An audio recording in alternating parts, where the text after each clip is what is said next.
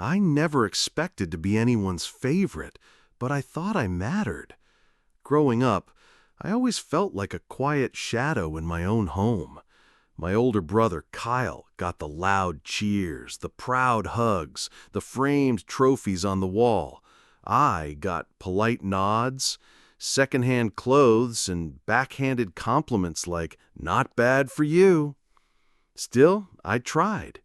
I went to college on scholarships, worked 2 jobs, sent money home when Dad got laid off, helped fix the roof when the storm hit, paid for Mom's dental surgery when their insurance lapsed.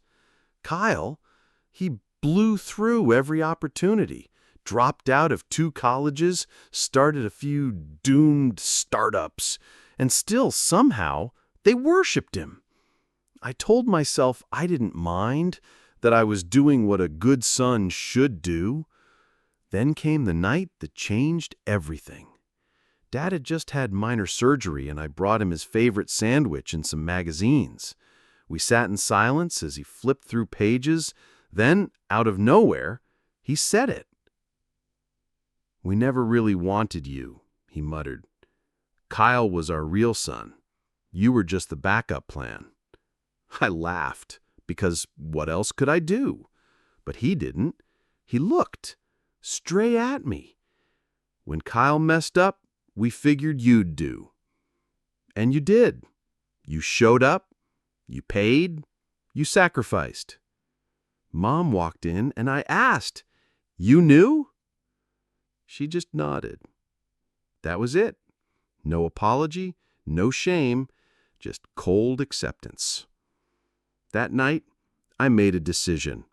They'd used me long enough, and now it was my turn. I didn't sleep that night. I just sat in my car in the driveway, hands on the steering wheel, thinking about every little moment that suddenly made sense. The missed birthdays, the fact that Kyle always got the bigger slice of everything, food, money, praise. I remembered once asking Dad to come to my school play. He said he was busy. Later, I found out he was at Kyle's baseball game, the one where Kyle got thrown out for cursing at the umpire. It had always been this way. I was their insurance policy, their second draft, the plan B they never really wanted but always kept around, just in case. And the worst part? I let them. I spent my whole damn life trying to earn their love when they never even intended to give it. The next morning, I didn't call them. I didn't answer Kyle's passive-aggressive texts like, "Dad says you're being dramatic." Instead, I focused on something else. Me, for the first time. I stopped sending money, canceled the auto payment for their meds and bills, blocked their numbers, all of them. I moved to a better place, a real apartment, not the tiny studio I had been sacrificing for so I could help them. I upgraded my car. I took a vacation. And you know what happened next? 2 weeks later, I got an email from Kyle. "What the hell is going on? Mom's card got declined at the pharmacy. You need to fix this. You're being selfish." I just laughed. That word, selfish, coming from him, that was rich. So I wrote back one line. "I'm not your backup plan anymore." I expected them to move on without me, honestly. I figured Kyle would step in now that their golden boy had to actually do something. But that didn't happen. Instead, they kept trying new numbers, emailing me from old forgotten accounts, even having some friend from church stop by my work asking if I could call my parents. That's when I realized something. They weren't just inconvenienced. They were desperate. A few weeks later, I got a letter. A real paper letter, in shaky handwriting, Mom's. It said, "Please, we didn't mean to hurt you. Your father was just angry. We need help. The credit card is overdue. They're threatening to repossess the car. Kyle doesn't have the money."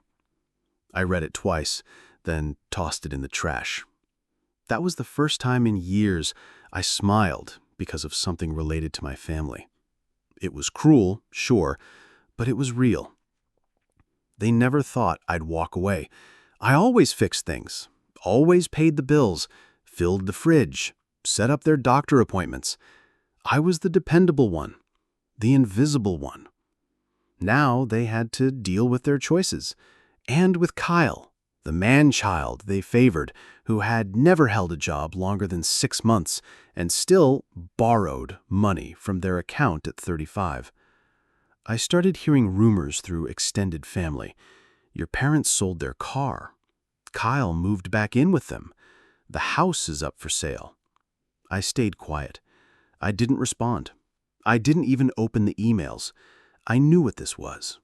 It was the collapse of the empire they built around Kyle, and the moment they realized they'd bet on the wrong son.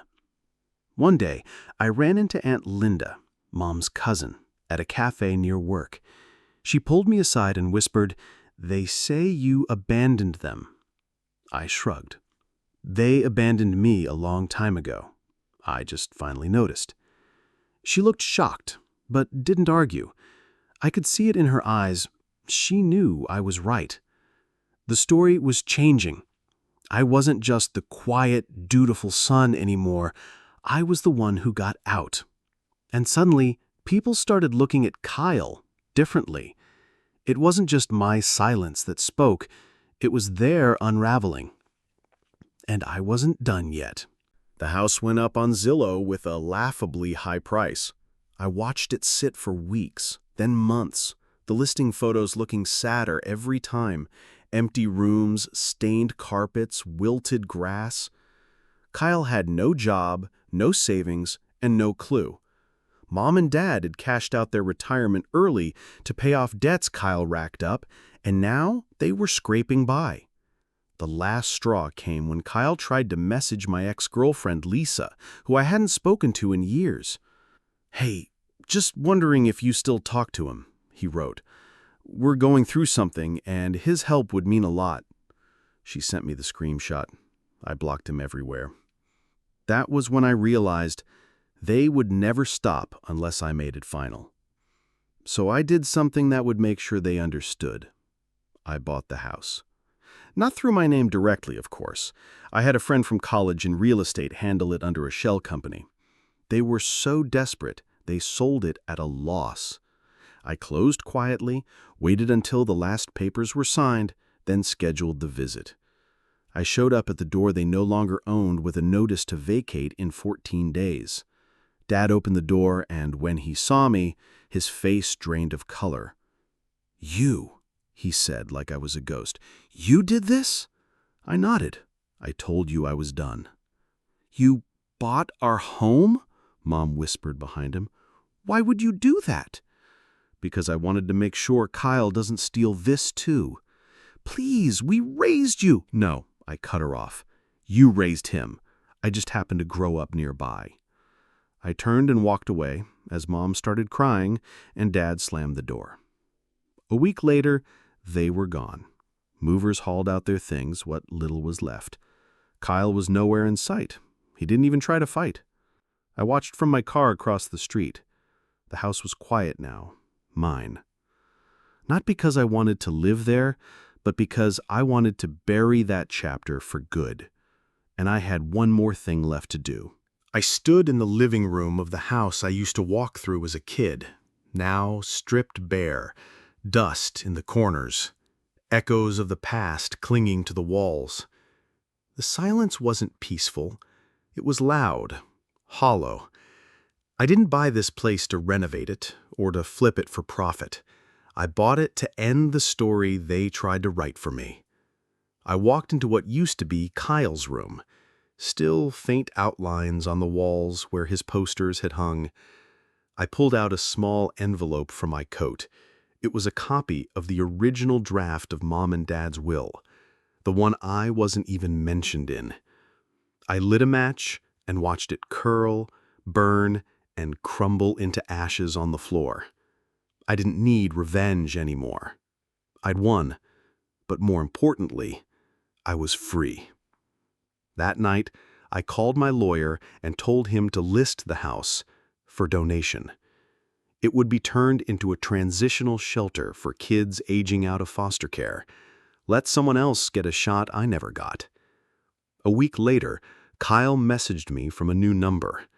"I heard what you did. You're unbelievable." I didn't answer. Then he tried again. "So what now? We just never talk again?" I stared at the screen and whispered, "Exactly." Then blocked the number. A few months passed. One morning, I got a letter. Not from them, but from one of the first kids who moved into the shelter. He didn't know me, didn't know my family, but he wrote, "Thank you for giving me a place to land. I'm starting community college this fall." That's when I cried. Not for what I lost, but for what I gave. I wasn't the backup plan. I was never part of theirs. But I made my own legacy, and I made damn sure none of them could touch it.